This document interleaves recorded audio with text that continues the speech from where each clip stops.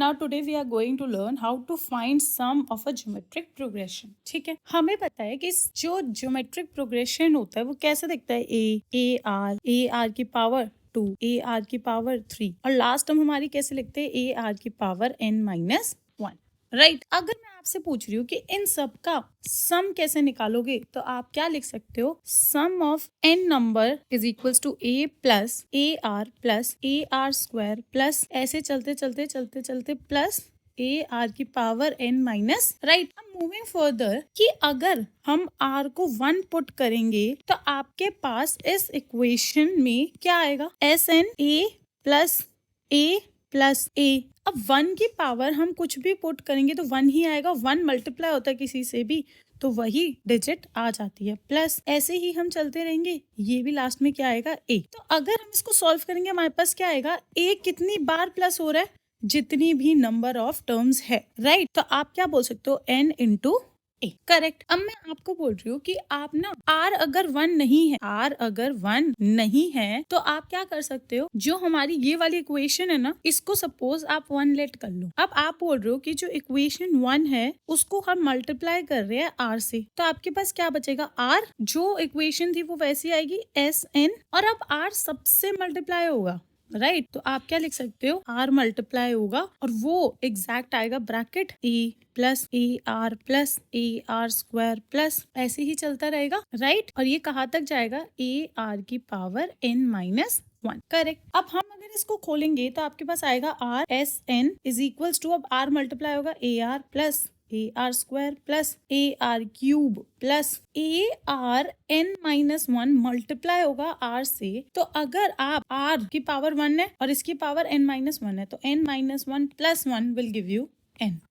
तो आप यहाँ पे लिख सकते हो ए आर की पावर n. अंडरस्टूड. अब जब आपके पास दो इक्वेशन आ गई, एक इक्वेशन नंबर 1 और सपोज ये हमारी है इक्वेशन नंबर 2. मैं अगर आपको बोल रही हूँ कि अब आपको 1 में से 2 माइनस करना है तो आपके पास क्या आएगा, 1 हमारे पास लेफ्ट हैंड साइड पे क्या है, n. ठीक है और यहाँ पे हमारे पास क्या है, आर एस एन. तो 1 पहले लिखेंगे S N minus R S N is equals to, अब आप 1 वाली लिखोगे a plus A R square plus ऐसे जाते जाते प्लस ए आर की power n minus 1.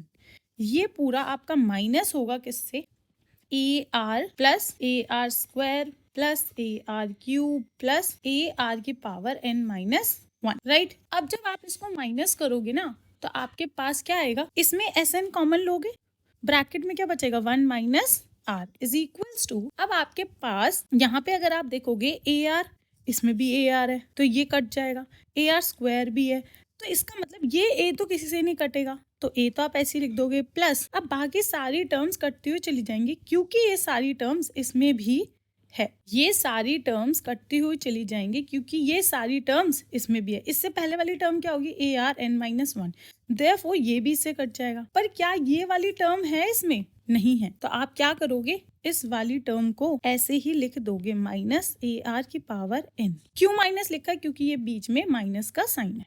Got it. अब आप क्या करोगे, एस एन यही रख के जो a माइनस ए आर की पावर n है इसमें डिवाइड करोगे आप 1 माइनस r. तो आपके पास आएगा S N is equals to, a common लोगे 1 माइनस r की power n upon 1 minus r. Got it. ये आपका फॉर्मूला बनेगा सम ऑफ जीपी. अंडरस्टैंड. हम इसको मार्क कर लेते हैं कि सम ऑफ जीपी ऐसे निकालते हैं. अब आपको एक चीज याद जो रखनी है वो ये है कि ये वाला फॉर्मूला तभी लगेगा इफ जो r है वो छोटा है 1 से. अगर r बड़ा हुआ ना 1 से तो आपका यही फॉर्मूला उल्टा हो जाएगा और आप लिखोगे S N is equals to A. R बड़ा है तो बड़े वाले को पहले रखो, r अगर बड़ा है तो वो पहले आएगा और अगर 1 बड़ा है तो वो पहले आएगा. ठीक है, R N minus 1 upon R minus, मतलब ये बस चीजें दोनों इंटरचेंज हो जाएगी. हमें इनको माइनस करके हमेशा पॉजिटिव ही लाना है. Got it. तो अगर r 1 से छोटा है तो अगर 1 में से छोटी चीज माइनस करोगे तो आपके पास पॉजिटिव आएगा. राइट और अगर r बड़ा है 1 में से तो किसी बड़ी चीज में से अगर उसका छोटा माइनस करोगे तो ये भी पॉजिटिव आएगा. आपका मेन फोकस है कि आपको चीजों को पॉजिटिव रखना है. अंडरस्टैंड.